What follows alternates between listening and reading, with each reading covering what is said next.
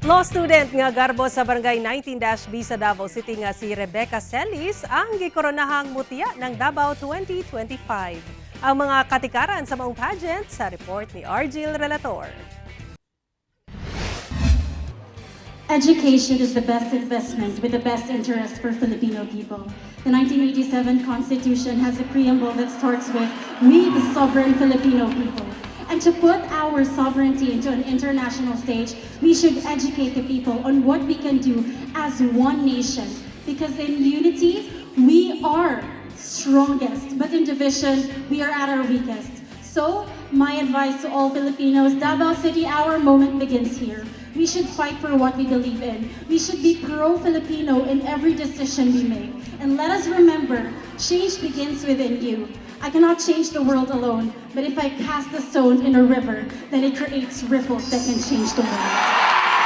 Kini ang winning answer ni Mutya ng Dabaw 2025, Rebekah Celis, sa final question and answer.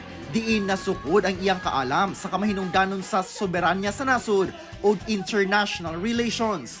Sa casual interview o table discussion pa lang, gipabilib na sa law student o Garbo sa Barangay 19-B sa Davao City nga si Rebekah ang crowd sa kamaayo ni ini mutubag sa mga pangutana. Dugangan pa sa iyang elegance, deserve gayud niya ang corona, isip Mutya ng Davao 2025. Diwa ng Davao 2025 si Dana Tautu, gikan sa Barangay Buhangin proper. Sinag ng Davao 2025 si Ibon Ortega, gikan sa Barangay Catalunan Pequeño. Pag-asa ng Davao 2025 si Catriana Batu, gikan sa Barangay Matina Crossing. Ug patnubay ng Davao 2025 si Angel Alicaba, gikan Barangay Maa.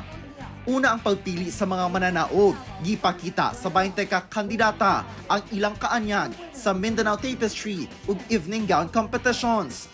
Misa lang sa grabing hinasasay sa pagtubag sa nagkadaiyang hugna sa Q&A ang mga kandidata, gikan sa top 10 hangtod sa top 5, aron mapili ang deserving Dabawenyas alang sa mga titulo sa Mutya ng Davao 2025. I was in Mutya ng Dabaw 2024, landed top 15, and right now I'm living the dream. My plans for Dabawenyas are beyond my reach, and I just want to apply them all for Davao City.